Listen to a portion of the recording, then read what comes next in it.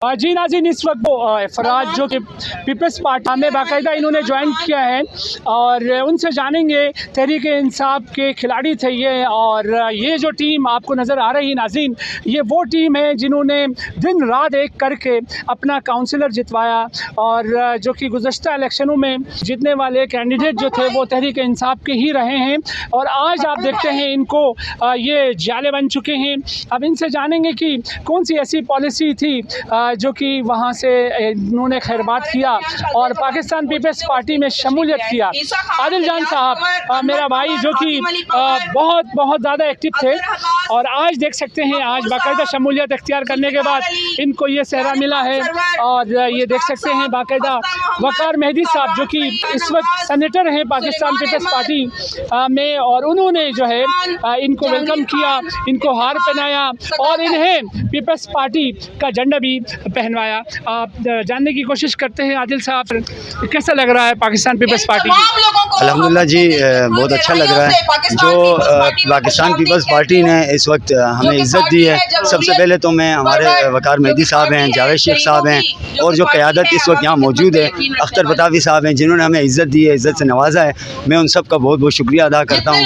फिर दूसरी बात, हमने पाकिस्तान तहरीक इंसाफ के लिए दिन रात बड़ी मेहनत करके अल्हम्दुलिल्लाह यहाँ तक पहुँचाया, लेकिन जो चीज़ें थी, जिस तरीके से वर्कर को एक इज़्ज़त दी जाती थी, वर्कर की जो है ना बात सुनी जाती थी, कोई डिसिप्लिन किसी तरीके से कोई नज़र नहीं आई, और हमें अपनी आवाम के लिए, अपने लोगों के लिए वर्क करना था, लिहाजा हमें एक प्लेटफार्म अच्छा मिला है। और पाकिस्तान पीपल्स पार्टी से हम इंशाल्लाह पाकिस्तान पीपल्स पार्टी को इस यूसी का इंशाल्लाह गढ़ बनाएंगे। और उन लोगों को मेरा ये पैगाम है जो ये समझ रहे हैं कि हम इस यूसी को जीतेंगे और इस यूसी को पाकिस्तान तहरीक इंसाफ को जितवा के, मैं उनको ये पैगाम और मैसेज देना चाहता हूँ कि इस यूसी में सबका 10 साल से इस यूसी को प्रेसिडेंट मैं करता रहा, और अब इंशाल्लाह मैं कहता हूँ और दावे के साथ, और अपने दोस्तों को जहाँ तक मेरा पैगाम जाता है उन सबको मैं ये कहता हूँ कि इस यूसी को इंशाल्लाह बहुत जल्द पीपल्स पार्टी का, पाकिस्तान पीपल्स पार्टी का इंशाल्लाह गढ़ बना के रहेंगे इंशाल्लाह। अच्छा सर, कौन सी ऐसी बात है जिससे आप हट हुए और पीपल्स पार्टी में शमूलियत इख्तियार किया आपने? क्या अच्छा नहीं था कि उसी पार्टी में बैठ के आप कुछ बेहतरी लाते? आपके छोड़ने के बायस कौन सी शख्सियत बनी? फिदा भाई, आपका सवाल तो बहुत अच्छा है, लेकिन मैं चंद एक लोग हैं, नाम तो नहीं लूँगा।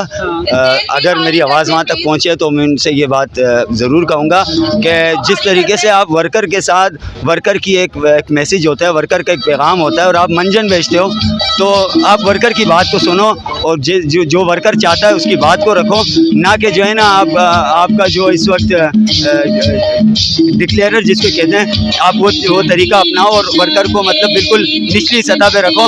लास्ट टाइम हमने एक वर्कर कन्वेंशन की थी जिसमें मैं खुद यहाँ मौजूद था, सब ने अपनी तरफ से अपनी अपनी बात रखी वर्कर कन्वेंशन में।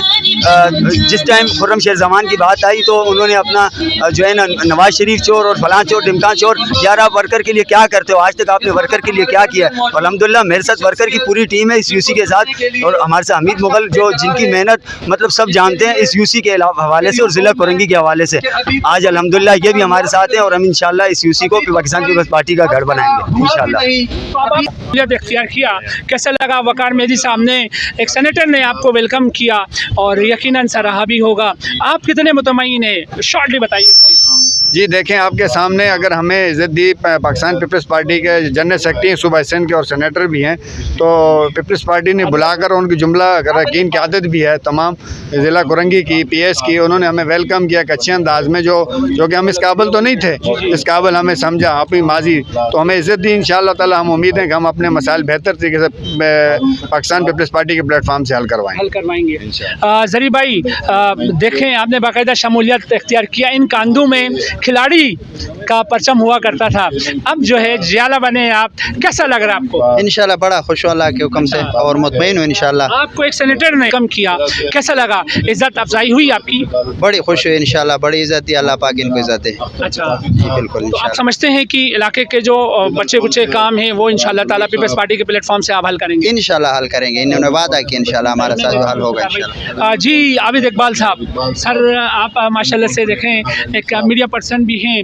आप अब जो चार चांद आपने लगाया था तहरीक इंसाफ पे, वो चार चांद यहाँ लगाने जा रहे हैं। अब तो मुझे लगता है बाकी लोगों को तो खैर मानना चाहिए, क्योंकि आप हो गए, आदिल जान हो गए, ज़रीफ साहब हो गए, और सबका काउंसिलर जो है जिनकी एक जहद थी वो अब यहाँ बाकायदा पीपल्स पार्टी को प्यारे हुए हैं। अब उनको क्या मैसेज देंगे जो आपके हरीफ हैं?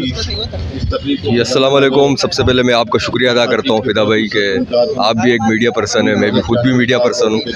तो मैसेज इसमें तो कोई भी ज़्यादा नहीं है। आपको पहले भी पता है कि हमने जब वर्किंग की इलाके में जब शुरू की थी, शुरुआत हमारी जो PTI से थी, उसमें अब्दुल हमीद मुग़ल साहब जो कि काउंसलर हमने निकाला था पार्टी का, उस टाइम पे ना PTI की इतनी वक्त नहीं थी। तो हमने जब काउंसलर निकाला तो उसके बाद हम सियासत में इन हुए। हमें लाने वाला बंदा जो था अब्दुल हमीद मुग़ल था। उसके अलावा जितनी भी ये हमारी मुखालिफ पार्टी हैं उनको भी पता है कि वो उस टाइम पे उन्होंने भी हमें काफ़ी हल्का लिया था कि ये जो लड़के हैं ये नहीं कर सकते, नए नए आए और ये बच्चे हैं। उस टाइम पे आपको भी पता है कि उस टाइम इस टाइप के मतलब के ये जैसे काफ़ी सारी पार्टियाँ थी। पर उसके बाद जब हमने वर्किंग शुरू की अपनी, तो उसके बाद रिज़ल्ट आया इंशाल्लाह ताला, जिसमें रिज़ल्ट आपके सामने था। हमने एक काउंसलर निकाला, जबकि पूरे कराची में एक काउंसलर निकालना PTI का बहुत मुश्किल था। तो उसके बाद हम यही होगा कि इस दफ़ा भी जो हमारी वर्किंग होगी इसके अंदर पाकिस्तान पीपल्स पार्टी के अंदर हमारा यही होगा कि भाई हम इसको जिताएं और सबसे पहले अपने इलाके के लिए काम करवाएं। हमारे इलाके की जो सबसे बड़ी परेशानी मजबूरियाँ जो लोगों के सामने आपके सामने पानी का सबसे बड़ा मसला है, पूरे फ़िलहाल कराची में होगा, पर यहाँ पे 40 साल या 20 साल से पानी है ही नहीं, बिल्कुल पानी नहीं है। तो जिसमें हमने सोचा कि हमने वहाँ पे मुग़ल को भी लाया, 5 साल वो भी रह चुका, वहाँ पे नहीं हमारा कुछ हो सका। उसके अलावा ये हमारे MNA भी आया PTI का, MPA भी हमारा था, अपना था, फिर भी हम काम नहीं करवा सके।